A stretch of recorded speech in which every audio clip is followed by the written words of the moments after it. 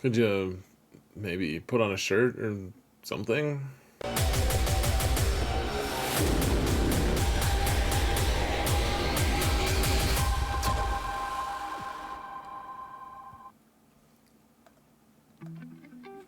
Hello everyone, and welcome to another episode of Xaereth Prevails, a Grand Arena story, folks. We're in the first match of the 5v5 season. It's a shortened season, so we only have 9 of these before the season's up, which actually is really nice for me to name my files. It makes things easier, so yay for that. But we've got a rematch on our hands, folks. So here's the situation. I faced Archivos Runa during, I think, week 2 of the last 5v5 season, and I did get the win. It was pretty close, though. They had a couple struggles here and there, but they're very good players, guys. And I didn't do well at 3v3 last season. They obviously didn't do this little bit as well, and so we're both in, like almost in rank 400. Like we've just kind of plummeted a little bit, at least. So who's gonna plummet more is the question. You can see they have more GP than I do, though it's not that much more.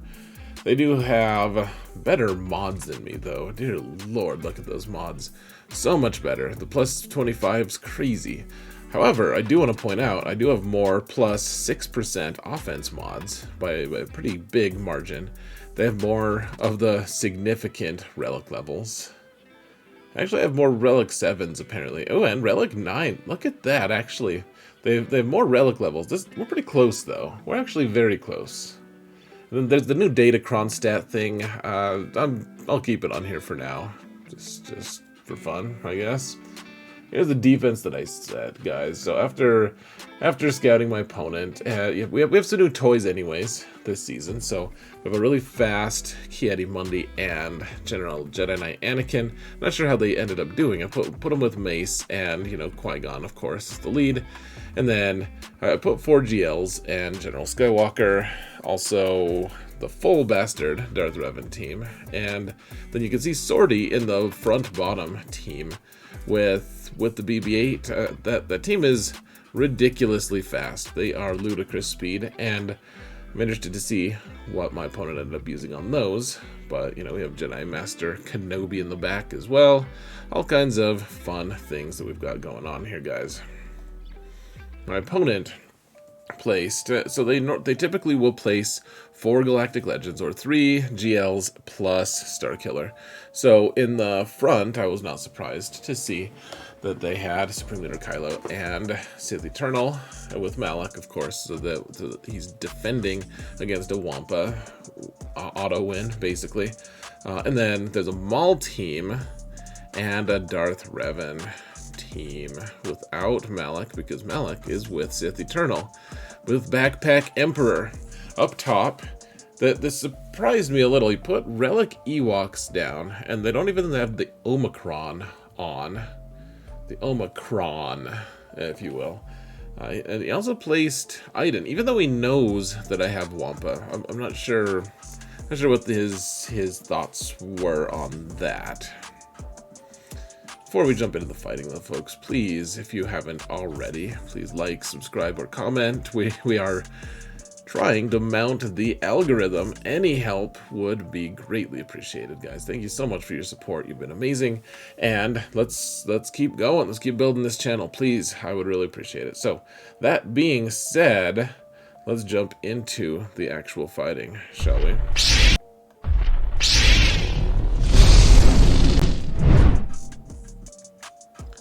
Alright, so first we've got this we've got Jedi Revan against Supreme Leader Kylo. I was like, you know what, this is the sketchiest one. We've got to try it. So, alright, everything's going to plan. Everything's working out, kind of. We got the stun. They got the kill on Revan with the proc savior, so that it doesn't matter. And they have Phasma here, so that makes you. Phasma gains turn meter from Supreme Leader Kylo doing things, so that was absolutely part of it. But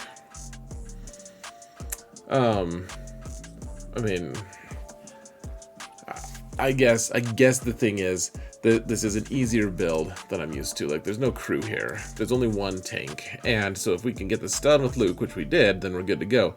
Now, the issue is I made my Jedi Revan too fast in the off-season. And so I made him too fast, and so it's putting all of my characters out of alignment of when they should be going. And so you can see I've had a lot of long pauses here of like, what do I even do? Because I'm not used to this. Not used to this situation. So, all right, get foresight up on everyone except for Revan because he has buff immunity, and I mean, we're still doing okay here, frankly. I mean, I've got to take out Revan here, but then he did his AoE, and that changed everything. So killed Revan, killed Basti, and Basti's the one that gives you ability block. So it's like, okay, old Ben's probably gonna die, and then Hoda just as a bonus, like, hey, surprise, here's a bonus for you, Kylo. Like, you just you get Hoda too. He's like, oh, okay, all right. So we're on a one-on-one here, and okay, so we missed. People in the chat were like, dude, you got so lucky he missed. I'm like, yeah, dude, he was blinded. So, I mean, gosh, we're just going to keep going back and forth and back and forth. This is a little bit nerve-wracking, to be honest. Look at how close we are, guys. Okay, so he hit me. And then he missed. So that was luck. That was luck. He just straight up missed me. So I put blind on, and then he missed me again because I had blind on him. It wasn't enough. So much emotion there. Whew. And we start the 5v5 season with a fail because I didn't have everything clocked right. So I could tell I was already like, oh my gosh. Okay, a little bit tilted. So let's just step aside. Let's step aside. We'll clean this up later. Let's find a win. So all right, we have two Galactic Legends available right now. So we have Sith Eternal and Supreme Leader Kylo, and decided to just use Kylo with Watt here, and it's a risk because, you know, Sith Eternal Emperor, of course, is linking you, so you don't, if he gets to his ult, then all sorts of vile, disgusting, dirty things can happen to you. So you don't want to get to your ult. You don't want him to get to his ult. So you want Watt to die.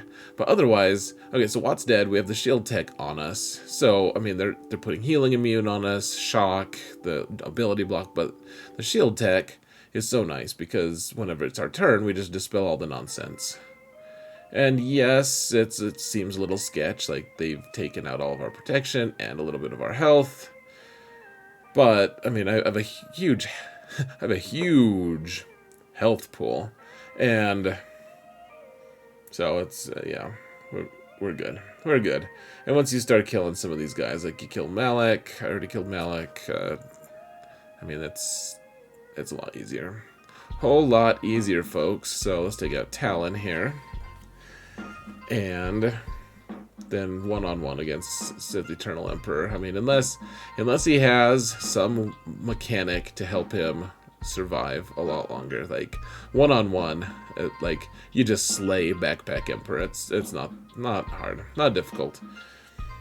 So there it is, 64 banners.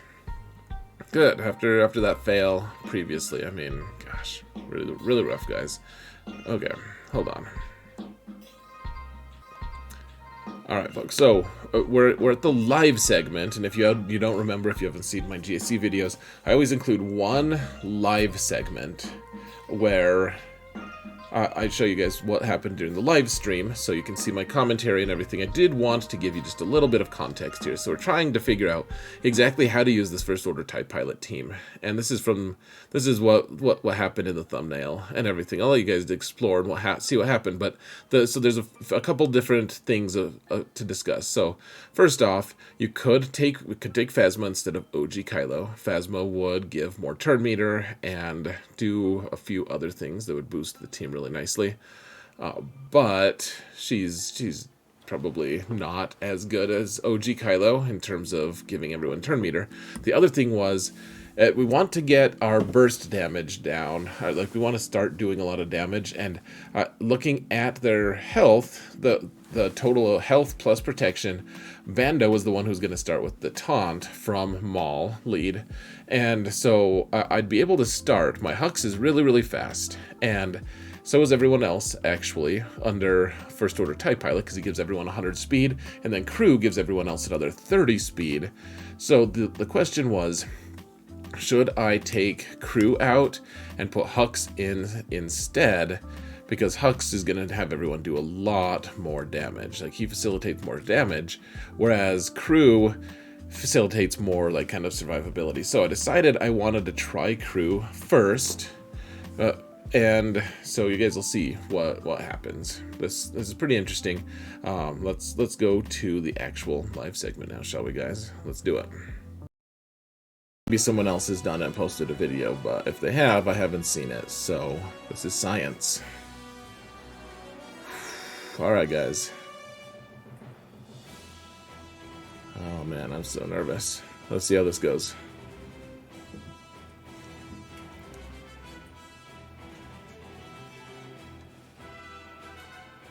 Alright, let's see it, guys. Okay, so the first part of it worked. He did not get the bonus turn, and he's got the taunt. So we're gonna call the mass assist now, guys, and hope this kills him. Probably won't, but maybe it will. Oh man, that didn't even come close. That was awful, actually. Wow. Uh-oh. Okay, so we probably want advantage again, so you can't gain bonus turn meter, huh?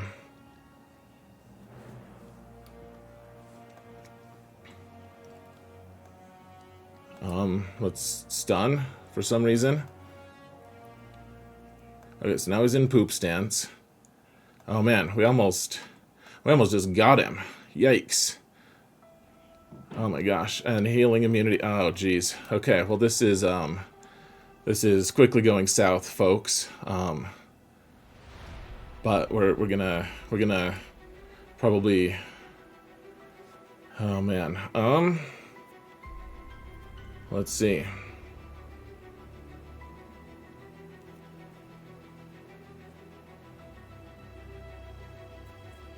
I don't even know. If we hand the turn here, then advantage goes away.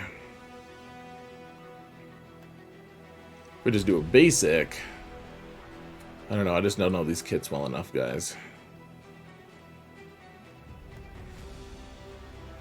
Let's do this to try to get some turn meter for everyone. Turn meter for all. Okay, so here's advantage again. So that's gone now, apparently. That's not great. Oh, this will give us some turn meters some places.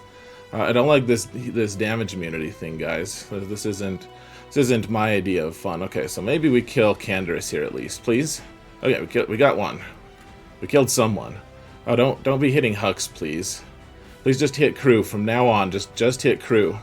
Just Crew. I mean OG Kylo, I guess, was kind of acceptable, to be honest. Okay, so we'll do this. We got our bonus turn. Oh man. Okay, well, shoot. Let's cleanse here, actually. Man, and he's just still sitting there. Just still sitting there, hanging out.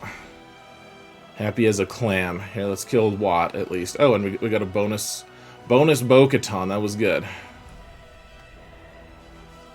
Okay, come on. Just take him out, please. Please. Let's just take him. Okay, good. Alright, we'll do this. Hey! Never a doubt. I knew that was going to work. The whole time, I knew it was going to work. Oh, that was ideal. Oh my gosh. Never a doubt, folks. Oh man. The mass assist from Hux was like, so like we didn't even trigger poop stance. Bando's like, I still got protection, bro. Oh my gosh. All right, folks, we're back. That was such a sketchy fight, but we made it through apparently. So, all right, so we've got to take out this DR team before we can see whatever's in the back zone. And I guess we have to clean up the Supreme Leader Kylo mess that we've already made. But so there's no Malak here, and we've got bounty hunters. And here's the thing: I was trying to figure out what we need to do. So here, let's get it started. I was trying to figure out what the best teams to keep for the back zone were, and the truth is, guys, bounty hunters are on their way out. They're gonna start. We're not gonna be able to use them all the time against Lord Vader because health steal is a thing with Datacrons, and whether or not you like Datacrons, that's just the reality, unfortunately. So.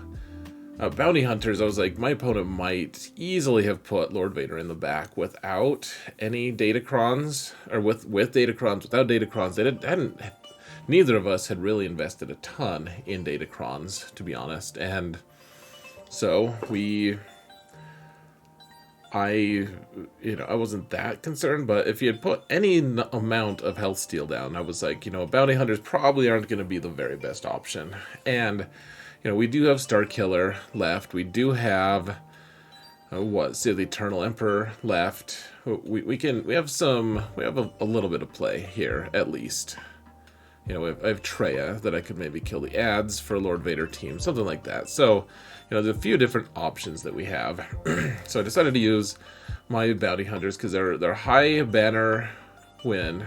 They're high banners. We get high banners. I'm struggling. Efficient banners. We can get max banners. Something about banners, folks. Bruce banners, I'm sure. So, yeah, I guess it's 65. And now all we've got to do is clean up the Supreme Leader Kylo. And this is one of my favorite uses of him, guys. So, first off, he just missed again. Like, crazy. Crazy that he's missed a couple times just naturally. But swung at Baze, and I wasn't sure if he had poked recently or not, which is not me making innuendo, folks, I promise. But here's this team, you just keep taking so many turns. You just want Baze to be the pre-taunt so that he doesn't two-turn stun someone important. So let's see what's in the back. I figured probably 2 Galactic Legends or a Galactic Legend and Starkiller. Instead, it's a Galactic Legend and General Skywalker, which I was pretty pleased with, actually, in the greater scheme of things. So, all right, the problem with this, though, folks, is this is the timeout team, or this is the team that Starkiller loses to all the time, apparently. This is the Rey team that it's supposed to, like, it gets holds for a lot of people. This is supposed to be a tried and true way to time Starkiller out. But I was like, you know what? I don't have the option here, folks. So, all right, we funneled all of we funneled the taunt to Holdo, of course, and and then she eventually, we were able to dispel her while she still had shock, so that now she can't gain taunt, which is pretty nice. So we got damage immunity on Rey early on, and the Rey decided to try to keep Emperor down by just like whacking him with her lightsaber, just totally inconsiderate of her. But I mean, we were able to take her down before she hit ult. Okay, so here's the big question. Do we want the Star Destroyer of Healing to come down now, or do we wait for it to cycle through? Because you never know how soon you're going to get another turn with Starkiller. Because Starkiller, we want those banners, right? Like, the Star Destroyer of Healing gives all of us all of our banners back. It gives us all health and protection back, except for on Kenobi, I guess. He wouldn't have gotten it because he has healing immunity, but otherwise we could have gotten it. So the thing is, Mara Jade and Emperor Palpatine hog turns. They hog all the turns, and I wasn't sure if I was going to get another turn with Starkiller. Finally I did, even though L3 was in stun and damage immunity. That was actually perfect, because now we can just take her out and get our 65. So Star Destroyer of Healing worked wonderfully, and the team that was supposed to time us out just totally didn't. So, all right, Iden's here. We're working on the top here, and we're super fast forwarding, because you guys have seen Wampa womp things before. Just womp the crap out of things, in fact. So, I mean, I don't know, this is a strange move. My opponent is a very good GAC player. And, you know, I think last time we met, we were in the top 100, or thereabouts. And so, you know, really good player, really good account, lots of good mods, everything. This was a very strange move, though, because Iden can be very difficult to beat, but not if you have Wampa. I mean, it's very easy. So, I mean, my opponent had Wampa, in fact, so I kept my Iden team for offense. I was like, you know what? Let's just kill some. And he obligingly put Mon Mothma. Now, Mon Mothma was kind of a gamble. It's like, if someone kept Iden for it, then there could be issues. Okay, so I'm trying to think, can I just push the delete button with Death Trooper? Because you can put Death Mark on someone if they've already lost someone on their squad. But that didn't happen. Like, they haven't lost anyone yet. However, if we... if I had been able to just kill him with this, like, usually that's what he did. He shot him without Death Mark. He's able to just keep him from being revived. So it wasn't really that big of an issue. But all right, General Skywalker's on the bottom, in the bottom zone, and so a lot of people are like, dude, you gotta take more than just armor. You gotta be careful, because if General Skywalker goes before armor, which he almost certainly will, he'll do his AoE, and he'll increase her cooldowns so that she can't actually put the Beskar ingots onto Sith Eternal. But here's the thing. You put Link onto Skywalker so that he eventually sits down. He doesn't have protection back, so he just sits down indefinitely, which is a fun little interaction. But what's happening now is, well, I mean, we linked everyone. We're just waiting. We just got to kill 5s. We're just biding our time. But the thing is, though, if General Skywalker crits, he increases the cooldowns on people. Maybe not on Galactic Legends. I don't remember that. But like on a scrub like armor, absolutely, that's what happens. So how did she like actually have an ability to use other than basic? And the answer is, when you link someone, it makes it so that they can't crit you. It means that they can't crit you. And so General Skywalker did do his AoE, and it would have crit armor, but it didn't because of Link. So now we're just waiting. And this is... folks, I'm going to tell you this. If you have Sith Eternal without the ult, this is the use for it. Keep him on offense and kill General Skywalker. Because you can see, he's still Backpack Emperor at the end. He doesn't need his ult to beat General Skywalker. Trying to beat other Galactic Legends, totally different story. Doesn't work. But, alright, let's use troopers here on this dash team. Because, why not? I mean, we're faster than them. And IG-11 is providing some issues. Now, I was confused for a minute because the first move from Piet, and note that we're using Gideon here because they're so fast. Queel is so fast, they outspeed my normal troopers by a lot. So, we're using Gideon, reduce all the turn meters, so everything's weird. I didn't put Mark on Death Troopers, so he didn't punch nearly as much as I thought he would on that mass assist. I mean, he punched enough, but just keep in mind, I did the Dispel with Piet, which was what I should do to get daze on everyone and to dispel the taunt, but it just, keep in mind, he's not going to punch nearly as much, because if someone's calling Piet to assist, then Piet calls Dark Trooper to assist, and but that's only if you put the Mark thing onto Dark. And I hadn't, because I had done the AoE. Okay, so this was a really random thing, guys. He had kind of lowish relic Ewoks that he put on defense, and he always puts like one throwaway team on defense. I knew that about him. However, I just happened to have Nest for offense, which I never do. I never have Nest for offense. just never do. So, you know, she's on she's annoying on defense. She does a lot of cool stuff, and it just so happened though she was on offense. I was like, well, I probably won't even use her, frankly. Like, I don't know what I'm gonna. But then my opponent placed Ewoks, which, again, I don't know if they're just like taking a little break from GAC, or they just thought they'd go maybe a little more efficiency heavy, like, because they only put 3 Galactic Legends down. They always put 4 or at least 3 plus Star Killer, which, I mean, granted, my defenses usually make people want to use lesser numbers of teams. Like, they want to put a weaker defense down so they can actually clear me, but one way or another, guys, I mean,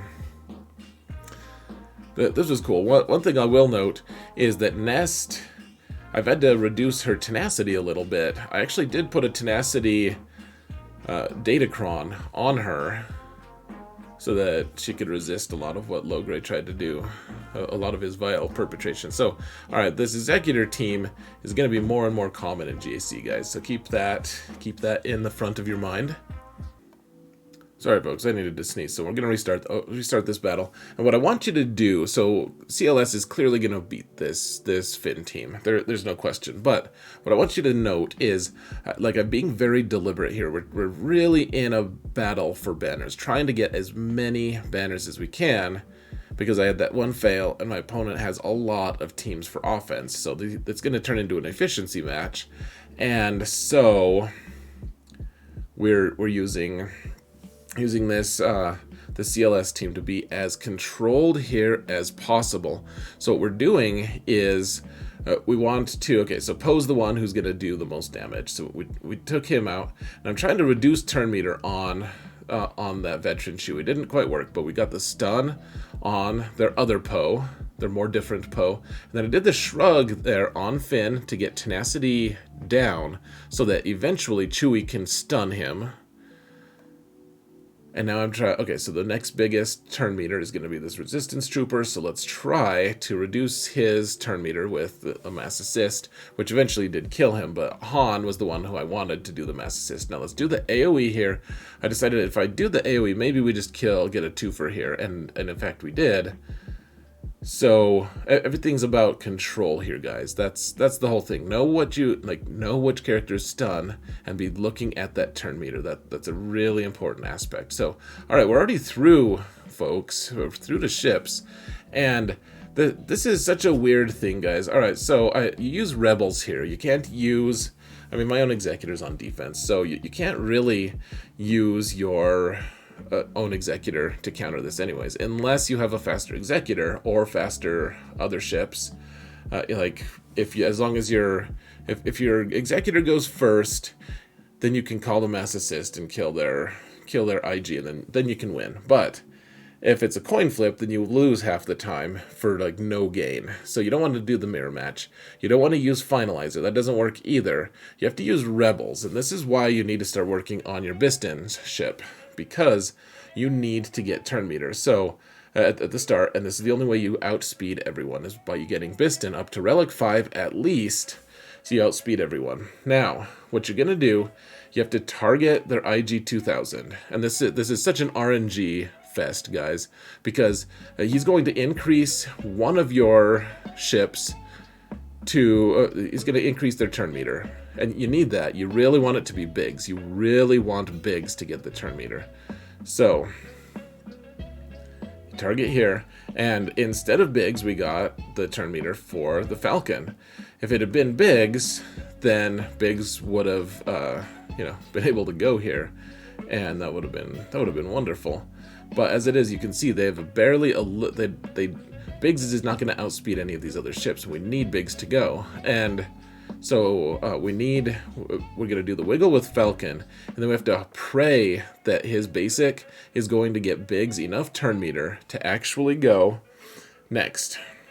And if that doesn't happen, like, there's a few different ways to get Biggs more turn meter, but if this doesn't work, if this basic doesn't work to get Biggs the next turn, then we are in huge trouble. However, we did get it this time, and we do the mass assist with Biggs and take him out. Now, no, I have a Relic 7 on Biggs with all 6 E mods, And these are all pilots with Relic 8 on them, which I was actually very grateful for, which you'll see in just a moment. So they do their mass assist, and Biggs just doesn't have any choice but to die. But they got all their primary shots off, so wonderful.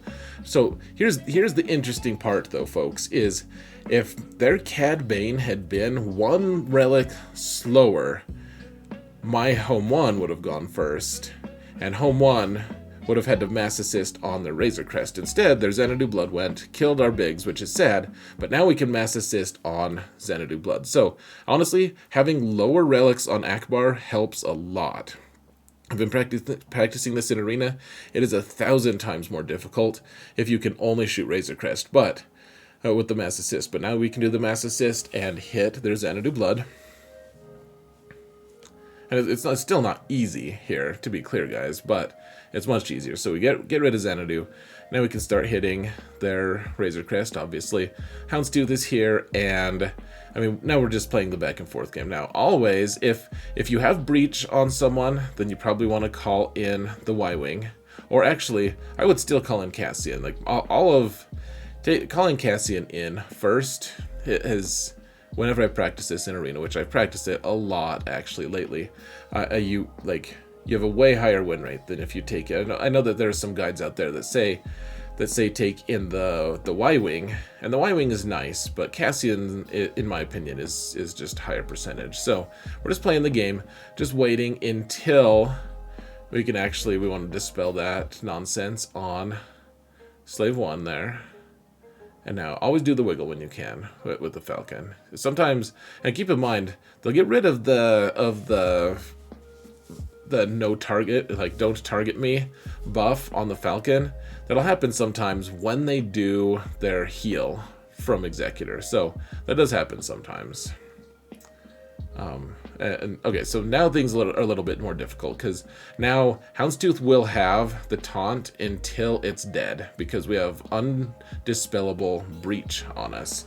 So we've got to hope that we get our ult soon, which we do, thank goodness.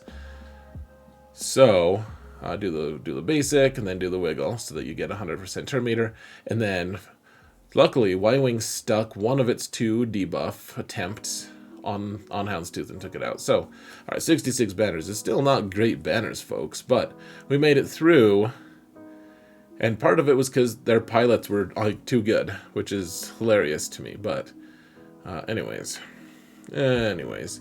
all right, now we're using. This is new too, guys. Oh my gosh! So this whole fleet situation. All right, so this is the. A high relic target. Well, I mean, he's relic 7, high relic, but then it's a relic 8 on TIE Fighter pilot, just so that they guarantee they get the go first. So what we're doing, we're taking a no tank negotiator fleet, and what happens is we eventually get the AOE with the negotiator. I stuck all 3 target locks here, so you just do a basic with 5s first, and so that when it hits that TIE bomber, hopefully it sticks the defense down. So when you do the AoE and you call the mass assist from Negotiator, you can come close at least to killing the bomber, which is what we did. We also landed target lock on everyone, and so 5s gets the next turn. And remember, the AoE hits everyone with target lock on him. So do that, and almost got the board wipe before their interceptor even came out. So, all right, poor old Ahsoka is dead, DED dead, but all right, let's get Implo, and let's just get rid of that interceptor. All right, 16. I mean, I'll take that. That was pretty cool. I was pretty scared to try that, actually. The no tank thing is just out of my realm of comfort. So, all right, they've got the 2 X-Wings plus the Star Fortress, and this is the scary one, because if the Millennium Falcon comes in and does the wiggle right away, it can get pretty gross. This is a 7-star Star Fortress, so it's a little bit tanky, and just keep in mind, I mean, it's good that we're maintaining a lot of our buzz droids. That is good. They can dispel them really easily, though, if their ship chooses the wrong abilities to start, or, you know, the right abilities for them, I guess, but the ones that we don't want them to choose, then it can be a very long fight, because they'll keep dispelling all your buzz droids. However, instead of the Falcon coming in, they had the B-28 bomber come in, and, I mean, probably stole a few banners, but at the end of the day, made it way more secure. Now, unfortunately for us, Falcon did indeed decide to come and ruin our day, or at least try to. So let's get some buzz droids on, and look at that! Like, whew, almost killed our vulture droids, which was sad. Would have been sad. And it is. I mean, gosh, this Falcon, man. This fleet is not bad on defense, folks. Not too bad. 66. I mean, this is the most banners we dropped. Honestly, that was like 7 banners for fleets. So, hold on. Alright, just rewinding just a tiny bit. I hit the wrong pause button a minute ago, guys. I'm trying to get used to these controls again. Okay, so we got the clear. 1811. So after that one fail, with the weird fail with Jedi Knight Revan against Supreme Leader Kylo. We dropped what, 42 total banners. So 20 on that, early 21, because I think he did some damage to Baze in the next fight. But we dropped, this is pretty good, considering I have 4 GLs, I have General Skywalker, Full Bastard Darth Revan, a bunch of other really annoying things, like a sortie that's like 600 speed, 660 speed. And so the question was, how was he going to do? How was my opponent going to do? And they waited for a little bit to attack. And I guess I should say, my opponent's cool. Like, last time I beat them, I don't know if their guild put them up to it or they just did it themselves, but they renamed their entire account to Xaereth Prevailed, which is just cool. Like, I don't remember if we talked that much last time. I'm really not sure. We didn't talk this time, but let's actually go and see how I ended up doing, what the final results are, shall we, folks? As soon as I click this button, at least. Alright, let's go.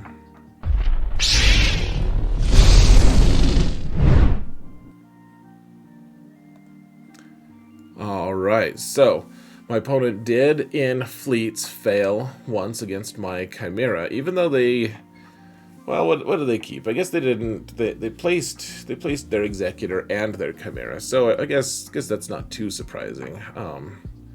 But that was nice. I mean, getting a win right there was good, obviously. And then they couldn't clear my Jedi Master Kenobi in the back, and they took 3 to get through General Skywalker.